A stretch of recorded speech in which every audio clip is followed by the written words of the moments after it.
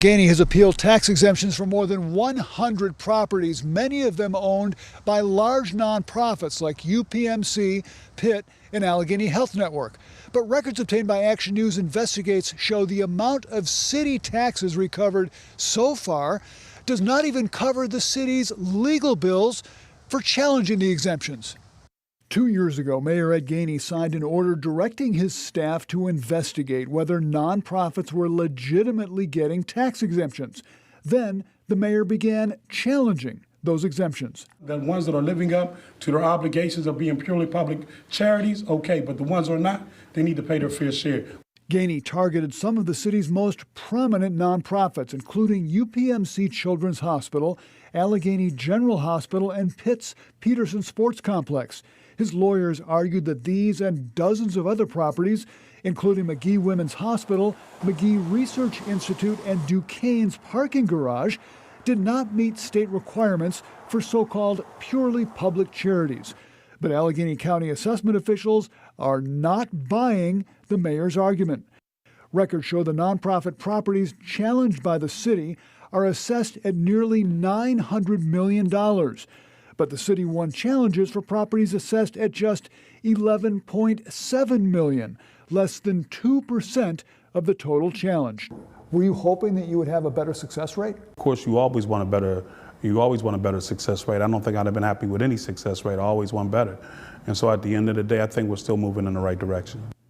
The city's successful challenges generate about $94,000 a year in city taxes. That doesn't even cover the city's legal fees, which so far exceed $247,000. How big a concern is that? Well, I think once we finish up all these appeals and do the rest of the parcels, it will. I told you before, I'm very confident of that. The mayor may be confident, but an expert in charity law is skeptical. It's a David and Goliath kind of battle. The only difference is David had God on his side.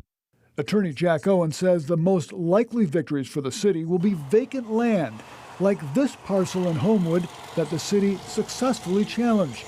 It's owned by the Black Vietnam Veterans Association and assessed at just $38,000. The city's not going to solve its financial issues with low-hanging fruit from charitable organizations. At an appeals hearing last year, the city's lawyers said this parking lot at Allegheny General Hospital should go back on the tax rolls because it has too many trees. I'm saying it's not being used for a charitable purpose because it has a bunch of trees on it, and there's a little tiny space that's used for parking. Allegheny General said it is used for parking and storage. The appeals board sided with the hospital, and the city is appealing its decision, along with many others, to the courts.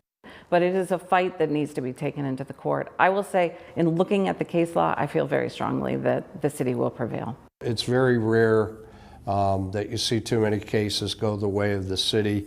Spokespersons for the city's largest nonprofit say they are meeting the legal requirements for tax-exempt charities.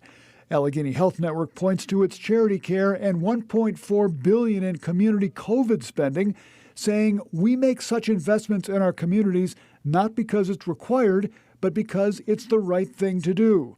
A UPMC spokesperson says last year it spent $1.8 billion on community benefits, including $656 million on free care, adding that UPMC understands, honors, and adheres at all times to the laws that grant it and its hospitals exemption from certain taxes. Gainey says he still wants to negotiate a deal with large nonprofits for them to make payments in lieu of taxes or pilots. I was hoping we'd have a deal. I was hoping we wouldn't have to go down this road.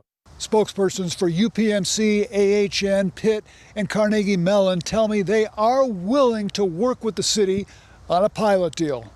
Reporting from Oakland, Paul Van Osdol, Pittsburgh's Action News 4.